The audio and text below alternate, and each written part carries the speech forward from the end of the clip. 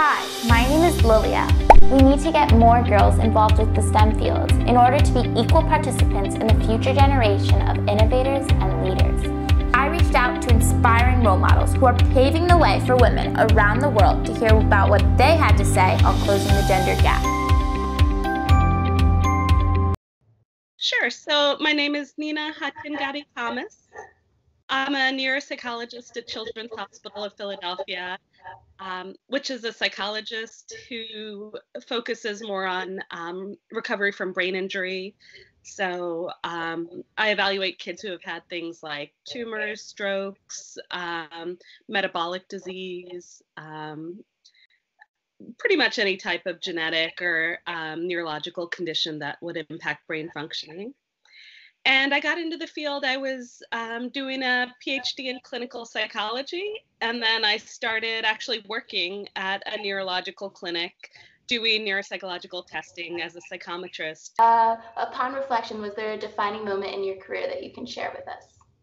So I think the most defining moment would be the moment I decided to stay in grad school and not quit, because you had asked other questions about sort of what it's like to be a woman, and not specifically, but I guess, what it's like to be a minority kind of goes along with that. And grad school was probably the most hostile environment for that kind of thing, and just a hostile environment in general. So at one point, I was on the verge of quitting. I was like, I wanted to be a veterinarian when I was a kid. Maybe I should go back and do that instead. But for a multitude of reasons, mostly I didn't want to take organic chemistry, I decided to stay in grad school and stick it out. And I'm really glad that I did. And I love my career now. But I think it's an indication of the number of people who are probably driven out of the field by things like that, which is unfortunate. Yeah, that's a good point. I think, if your work in school environment isn't really conducive to learning, I think it would definitely drive people away from moving into the fields. So the next question, what is your personal message to young women entering the STEM fields? Yeah, I was thinking about that, and it's a little hard because I am pretty advanced in my career now, so maybe this is just where I am now talking. But I think thinking about what you want your career to look like as a whole, including how you're going to get involved in mentorship and promoting the careers of others. I think you spend so much of your time just trying to get established and be successful in your own career that it takes you a little while to look around and realize, what can I start doing for other people who were even at an earlier stage than I am. And I wish I had started. I'm 15 years now into my career and just starting mentorship activities, because I always kind of felt like, well, I don't have anything to teach people. But that's silly. Once I started, I really did. And I know a lot. And I think that's probably something a lot of women fall prey to, is feeling like, everybody knows more than they do, so they don't have knowledge to share. But that's not the case. And looking back over my whole career, I hope that I'll not just have succeeded myself, but also helped other people to succeed in their careers. And that's very important to me. Yeah, I think that's a good point. Helping everyone should help one another get, rise up together instead of making everything so competitive and kind of working against each other.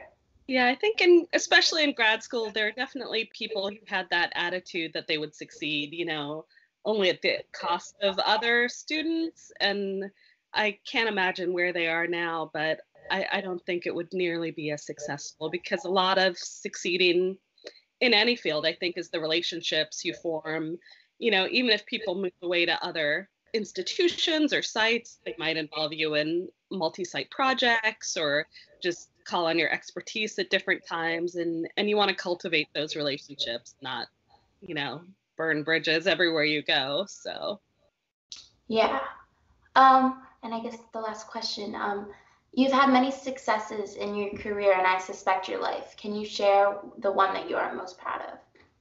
Sure, although I think this one might be a little boring to other people, but in neuropsychology, there's a process of board certification, and it's not like it is in other areas of medicine where it's required, at least so far. It's still optional, but it is a long and involved and expensive process. There's a written exam, you submit work samples, and then you fly to Chicago and do an oral defense of both your work samples and ethics and what they call a case conceptualization. So it's a very drawn out process. And because it is optional, I think a lot of people have a tendency to put it off and think they'll get to it later.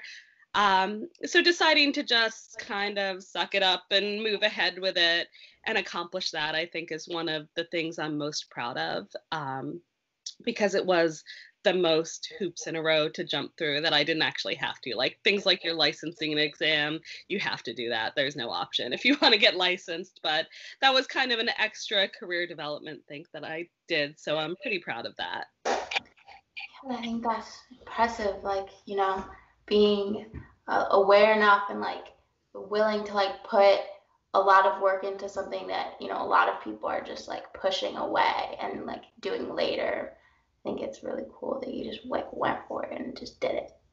And I think it's always easy to say there's going to be a better time for that later. There's going to be a better time for that later. Like when I took it, you had to fly to a conference to take the written exam, and I was still breastfeeding my son, so I had to like take the pump, and pump breast milk while I was gone. And then in the end, they made me dump it at the airport because I was flying from Canada, and I was like basically in tears at the airport. And I mean, those are the kinds of issues women face, and I think it's very tempting to say, "Oh, when the kid's older, that's when I'll do things." But there's never optimal times, and sometimes you just have to commit, pay the registration fee or whatever, so you're locked in, and then you'll rise up to meet that challenge. But I think it's very easy to put things off and not realize how much time has really passed. Yeah. Well, that's all my questions. Thank you so much. I really appreciate it. No problem.